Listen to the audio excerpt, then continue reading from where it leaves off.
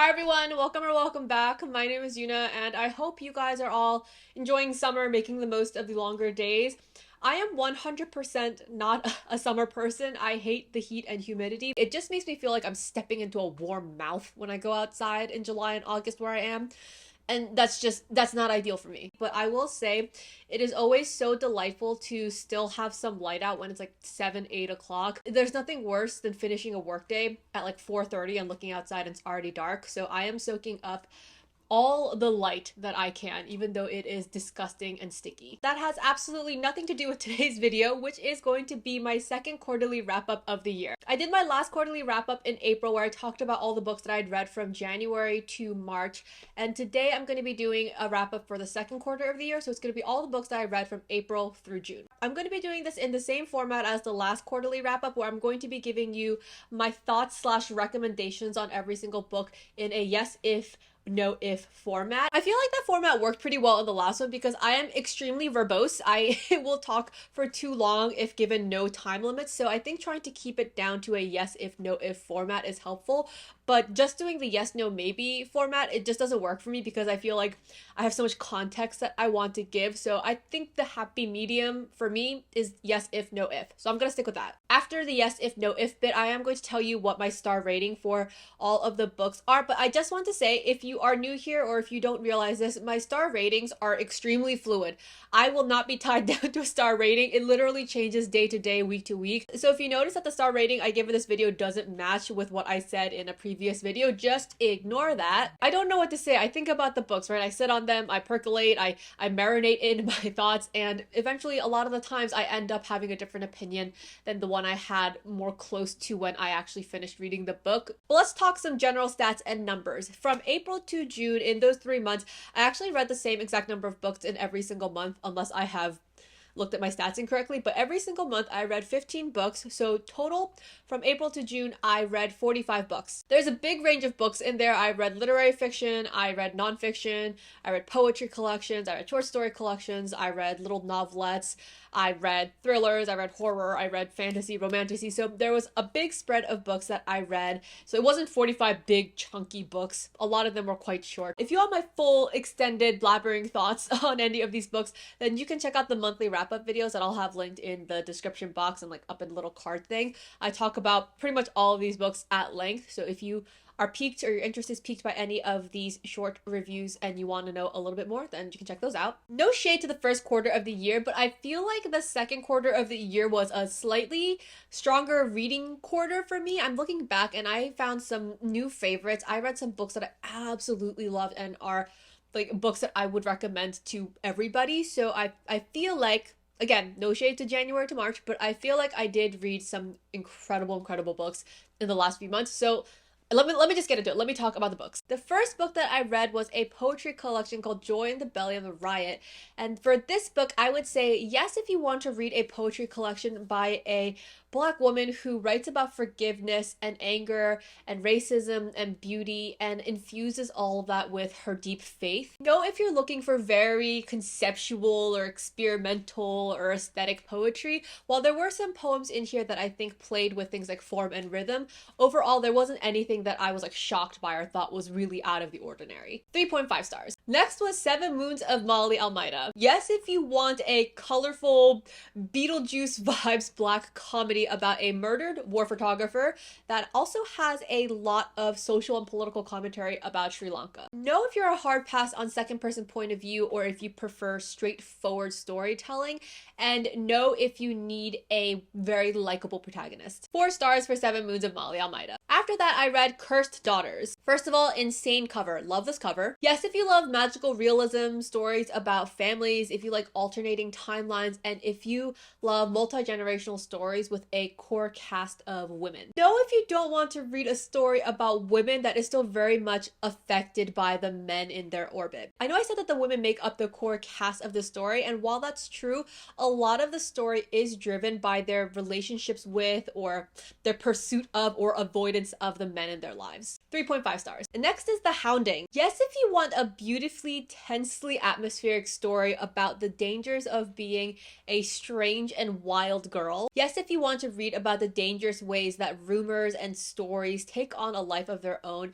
And yes, if you want to read about how toxic masculinity poisons the goodness and lives of not just girls and women, but also boys and men. Know if you like clear endings and just can't stand open-ended or up for interpretation conclusions to stories. 4.5 stars. I love this book. After that, I read a short nonfiction, No Country for Eight-Spotted Butterfly. Yes, if you want to read a lyrical essay at the intersection of indigenous rights in Guam and climate/environmental justice. Know if you're looking for a deep dive into any of those topics, I would say that these are more lyrical musings and stories about the author's life, but they're not like deep dives into any of those fields. 3.75 stars. After that, I had a wild time with The Bone People. Yes, if you want a really uniquely written and structured, character-driven story written by a Maori author. Yes, if you want to read about some really messed up, complicated, broken, often infuriating characters who may for some readers either teeter on or teeter over the line of being irredeemable. Know if you don't like chaotic or experimental writing styles or narrative structure, this was an experience for sure, and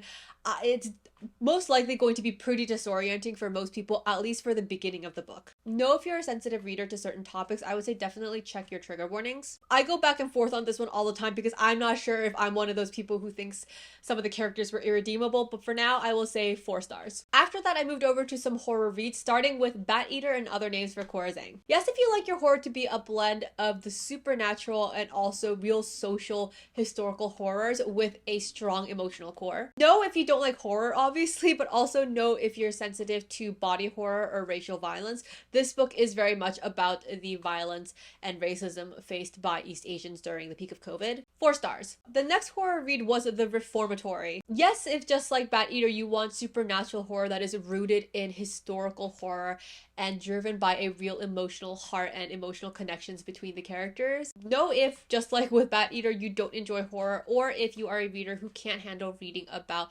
violence against children, definitely check your trigger warnings. 4 stars for The Reformatory. After that, I read Kaikei. Yes, if you love retellings and want to read about a classic epic Hindu story from a new perspective. This is often described as great for fans of stories like Circe. Know if you need very elevated or sophisticated writing. I personally found the character and thematic work to be pretty repetitive and heavy-handed at times, and there were points at which I think that the book read very YA in the ways that it presented themes. 3 stars. I'm going to talk about the next 5 books just as one, and that is the Heartstopper series. Yes, if you want to read a graphic novel story about the complicated and tender love story of 2 teenage boys who are also dealing with issues like homophobia, disordered eating, anxiety, and a whole lot more. Know if you're like me and it upsets you to hear that the author made some rather uneducated and dismissive comments about the BL genre, which in my opinion were ignorant at best and bordered on like purity culture. I was personally disappointed to find out what she had said, and I unfortunately found out after I had already read the first 5 books, so I will most likely not be purchasing the 6th book. I'm not really sure what star rating to give this book because when I read it, I loved it. I cried about these books,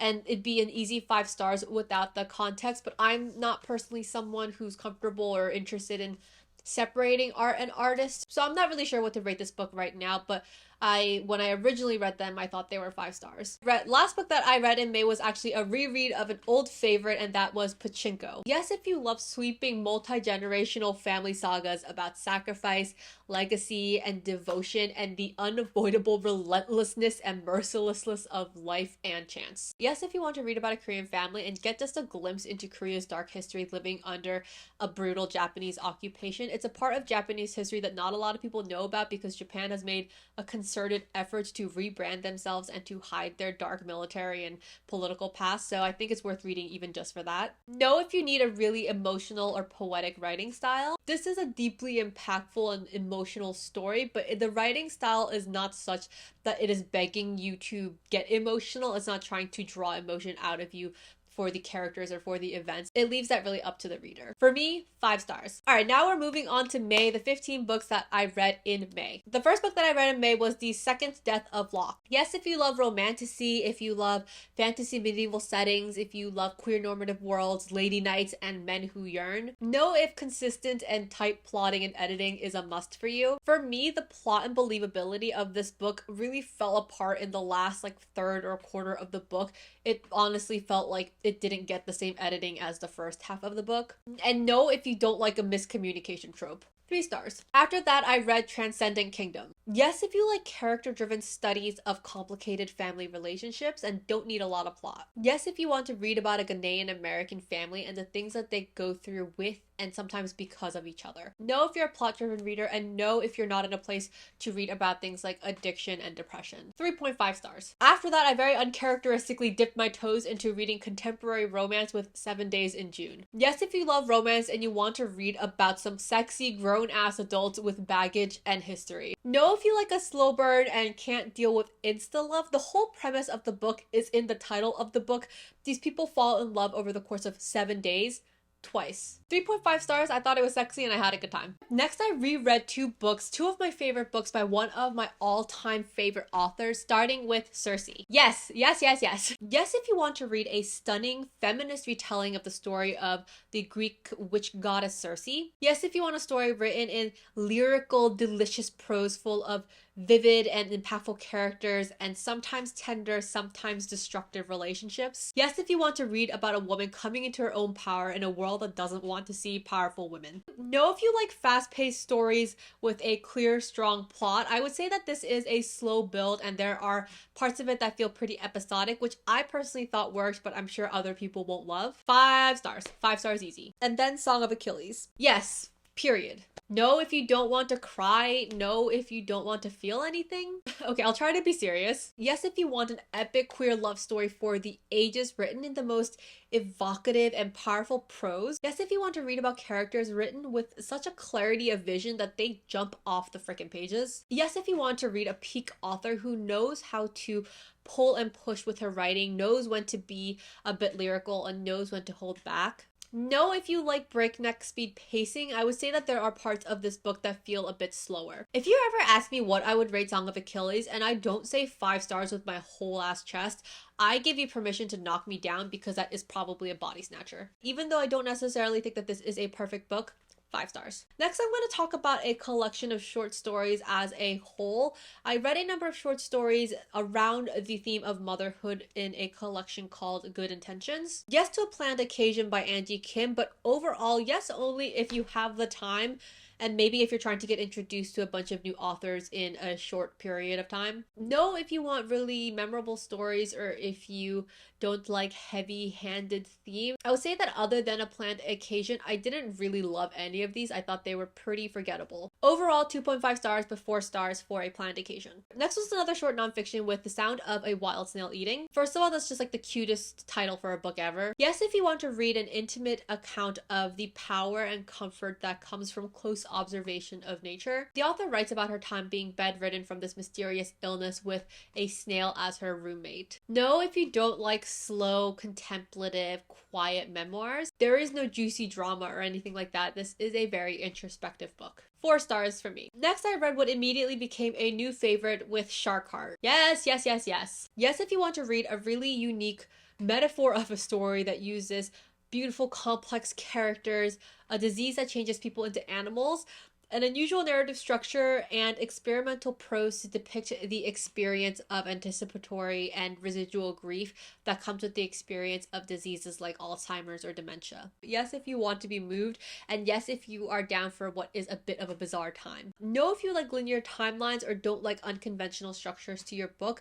The storytelling is unconventional, but also the actual way that the words are presented on the page is very experimental, and I personally loved it. 5 stars. Next, I read a YA fantasy with Shadow of the Fox. Yes, if you're looking for a YA adventure that has Japanese lore and creatures and a bit of an Inuyasha vibe. Yes, if you don't mind some heavy-handed writing. No, if you're looking for sophisticated or subtle character work, I personally found the characters to be almost unbearable at points because of the author hammering me over the head with what she thought were their main character traits, which apparently I couldn't be trusted to pick up on the first 4 or 5 examples. Also, know if you need internal consistency. I found that some of the character traits or actions made no sense for their history or backstory. 2.5 stars. May was just a fire reading month. I read another new favorite in the next book, Just Mercy. Yes, if you want to be an informed and compassionate member of society who understands some of the incredibly unjust ways that the US carceral system works. Yes, if you want to read about some of the horrific ways that the death penalty affects people and is deployed,